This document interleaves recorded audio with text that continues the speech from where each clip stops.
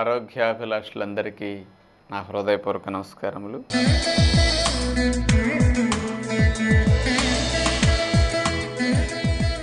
ఈరోజు మనం ఉప్పుని పాయిజన్ అని ఎందుకంటారో తెలుసుకోబోతున్నాం.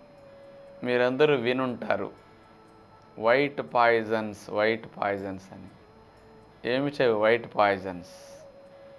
పాయిజన్స్ వైట్గా చెప్పే వాటిలో నెంబర్ 1 సాల్ట్, నెంబర్ 2 షుగర్,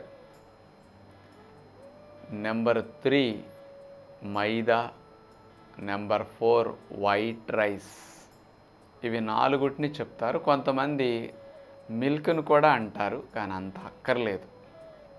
అందుకని ఈ 4 చెప్పబడతాయి అన్నమాట వైట్ పాయిజన్స్ అంటే. మరి సాల్ట్ని పాయిజన్ అని ఎందుకు అంటారు? మన బాడీ దాన్ని పాయిజన్ లాగా రిజెక్ట్ చేసేస్తుంది. మరి నేను ఇప్పుడు చెప్తే మీకు గుర్తొస్తుంది విషయం.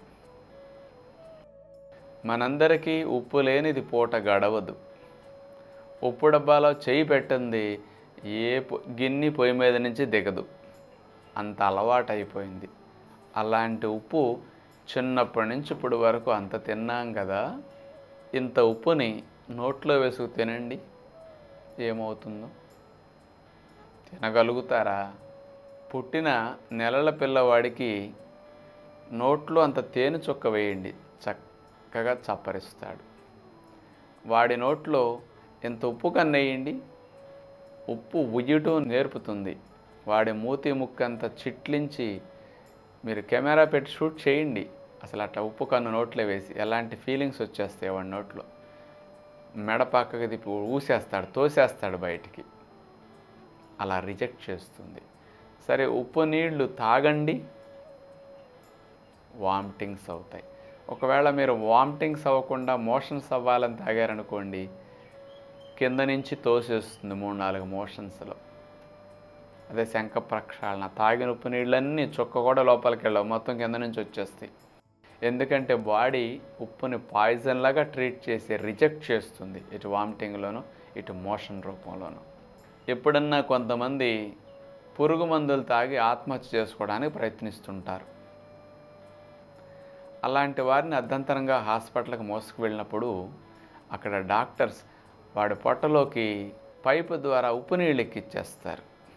ఎందుకండి, అసలే వాడు విషం తాగితే మళ్ళీ ఈ విషయం ఎక్కించటం ఎందుకు అనొచ్చు మీరు. ఆ విషయం బయటికి రావాలంటే ఈ విషయాన్ని ఎక్కించాలి.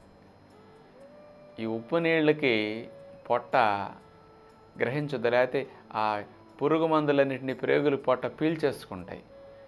కానీ ఉప్పు నీళ్ళను పంపించేస్తే వాడి పొట్ట లోపలికి ఈ ఉప్పు నీళ్ళను బాడీ తోసేయటానికి ట్రై చేస్తుంది వామిటింగ్స్ రూపంలో. పొట్ట నిండా ఉప్పు నీళ్ళు ఎక్కించేసరికి తెక్క వచ్చేస్తుంది. దాన్ని డైల్యూట్ చేసుకుని అబ్జార్బ్ చేయలేదు బాడీ. అందుకని వెంటనే ఉప్పు నీళ్ళను బయటకు తోయటానికి వామిటింగ్ సెంటర్ స్టిమ్యులేట్ అవుతుంది. వెంటనే వికారం ఎక్కువైపోయి కక్కేస్తాడు. ఆ కక్కినప్పుడు ఉప్పు నీళ్ళతో పాటు ఈ పురుగు మందుల విషమంతా బయటకు వచ్చేస్తుంది కలిసిపోయి. అందుకని వాడు పొట్ట క్లీన్ చేయటానికి ఉప్పు నీళ్ళు వాడతారు. అంటే పాయిజన్ లాగా బాడీ బయటికి గెంటే ప్రయత్నం చేస్తుంది అనమాట. మరి ఇన్ని సంవత్సరాల నుంచి తింటున్నాం కదండి మేము అనొచ్చు. అక్కడ అన్నంలోనో కూరలోనో పదార్థాల్లోనో కలిపి తిన్నప్పుడు అందులోపలికి వెళ్ళిపోయి ఇది సెపరేట్ చేసి బయటకు పంపించడానికి దొరకట్ల పొట్టలో. అందుకని అబ్జార్బ్ చేసుకోవటం స్టార్ట్ చేస్తున్నదన్నమాట. ఈ ఉప్పుని ఇక అన్ని జబ్బులకి పాయిజన్ లాగా ఎలా చెప్పొచ్చు? మన శరీరములో జీవ ప్రక్రియ అంటే కణాలలో జరుగుతుంది. సెల్. మన ఎనర్జీ అనేది ఎక్కడ ఉత్పత్తి అవుతుందో మీకు తెలుసా? కణాలలో జరుగుతూ ఉంటుంది. కణాలు అంటే కంటితో చూడలేని చిన్న రూపాలు.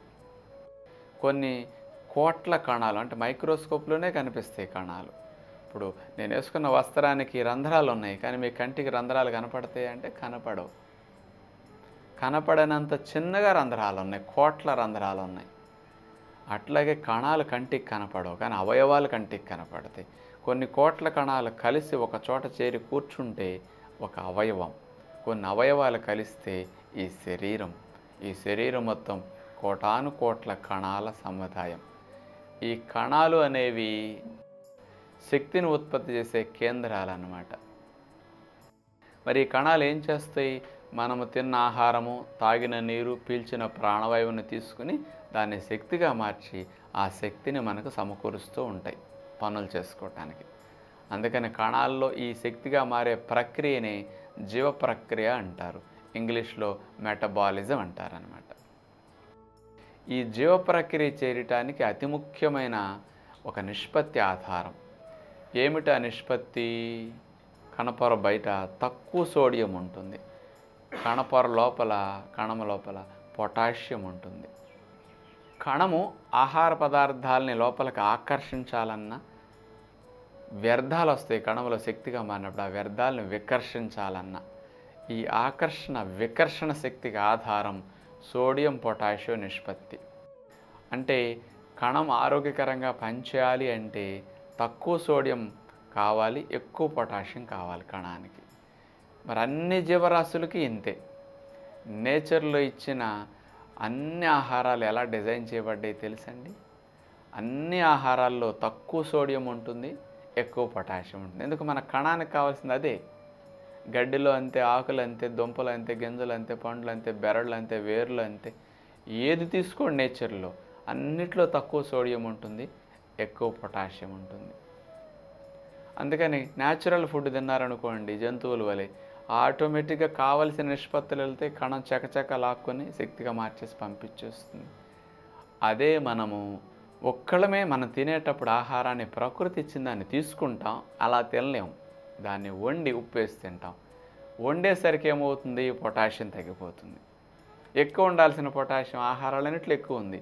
ఇప్పుడు ఇంత క్యారెట్ తీసుకున్నాం అనుకోండి, 500 మిల్లీగ్రాముల పొటాషియం ఉంటుంది, అందులో 80 మిల్లీగ్రాముల ఎంత సోడియం ఉంటుంది. చూడండి, తక్కువ సోడియం ఉంది, ఎక్కువ పొటాషియం ఉంది. మన కణానికి కావాల్సింది అది, తను వర్క్ చేయాలంటే ప్రాపర్గా. కానీ మనం తినే ఆహారం తీసుకుంటే వండటం, ఉప్పు వేయటం ద్వారా వండినందుకు పొటాషియం తగ్గిపోతుంది, ఉప్పు వేసినందుకు సోడియం పెరిగిపోతుంది. అందుకని మనం తినే ప్రతి ఆహారము ఎక్కువ సోడియం, టేబుల్ సాల్ట్లో అంటే సోడియం క్లోరైడ్ తీసుకుంటే 40% సోడియం, 60% క్లోరైడ్ ఉంటుంది. మనం వేసే ప్రతి పలుకు ఉప్పు సోడియం కంటెంట్ని పెంచేస్తూ ఉంటుంది. అందుకని కణానికి మన ఆహారం వెళ్ళేసరికి ఎక్కువ సోడియం, తక్కువ పొటాషియం.